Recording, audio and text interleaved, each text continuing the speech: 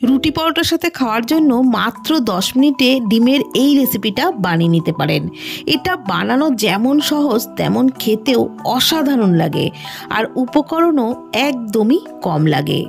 এখানে আমি 3টে সিদ্ধ ডিম অর্ধেক করে কেটে নিয়েছি।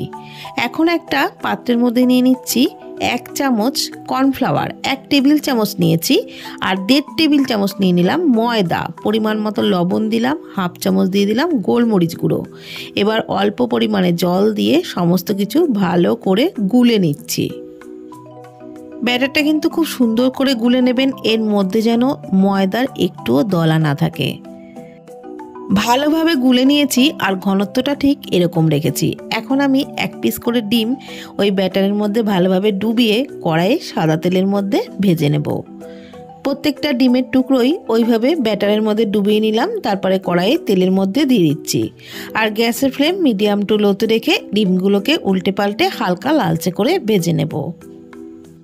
ডিমটা যেহেতু কর্নফ্লাওয়ার ময়দার ব্যাটারের মধ্যে ডুবিয়ে তারপর ভাজা হচ্ছে, তো সেই কারণে কিন্তু কুসুমটা বেরোনোরও একদমই চান্স থাকবে না।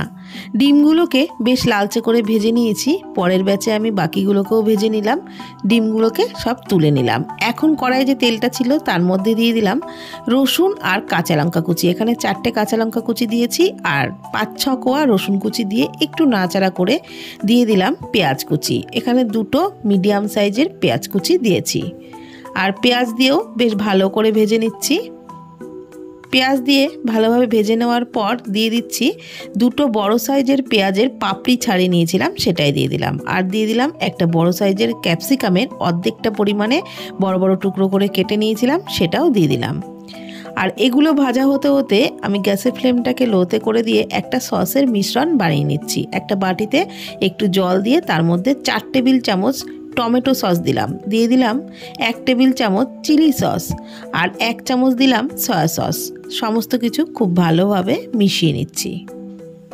এইভাবে সসগুলো আগে মিশিয়ে রাখলে তাহলে রান্না করতেও সুবিধা হয় আর খেতেও ভালো লাগে। এদিকে পেঁয়াজ ক্যাপসিকাম কিন্তু আমি হাই ফ্লেমে ভালোভাবে ভেজে নিয়েছি। খুব বেশি কড়া লালচে করে কিন্তু ভাজার দরকার নেই, ওই 1 মিনিট মতন একটু নাড়াচাড়া করে নিলেই হবে।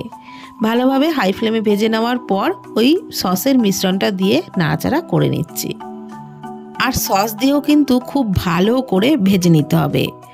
আমি এখানে যেই পরিমাণে সস দিয়েছি আপনারা কিন্তু চাইলে এর থেকে আর একটু বেশি পরিমাণে সস ব্যবহার করতেই পারেন।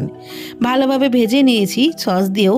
এখন আমি অল্প পরিমাণে জল দিয়ে দিলাম, আর ওই ভেজে রাখা ডিমের টুকরোগুলো দিয়ে ভালো করে সমস্ত কিছু মিশিয়ে নিলাম। তারপর সামান্য একটু লবণ দিলাম, যেহেতু সসের মধ্যেই অনেকটা পরিমাণে লবণ থাকে, তো সেই কারণে লবণ কিন্তু একদমই বেশি দেওয়া যাবে না। ভালোভাবে নাড়াচাড়া করে একটু ফুটিয়ে নিলাম। এখন আমাদের এগ চিলি কিন্তু প্রায় রেডি হয়েছে। এবার নামানোর আগে দিয়ে দিচ্ছি 1 চামচ মতো গোলমরিচ গুঁড়ো। এটা দিলে ফ্লেভারটা দারুণ লাগবে। খুব ভালোভাবে মিশিয়ে নিচ্ছি। ব্যাস, গরম গরম রুটি, পরোটা, নান, লাচ্ছা পরোটা, কুলচা পরোটা সব কিছুর সাথে খাওয়ার জন্যই এগ চিলি একেবারে রেডি। এটা যেমন মাত্র 10 মিনিটে হয়ে যায়, সত্যিই কিন্তু খেতেও অসাধারণ লাগে। একদিন এইভাবে বানিয়ে দেখবেন, রোজ বানানোর বাহানা খুঁজবেন। ওপর থেকে একটু সাদা তিল ছড়িয়ে দিলাম। তাহলে ভিডিওটি কেমন লাগলো প্লিজ কমেন্টের মাধ্যমে জানাবেন। ফেসবুক থেকে দেখে থাকলে পেজটি ফলো করে নেওয়ার অনুরোধ রইল।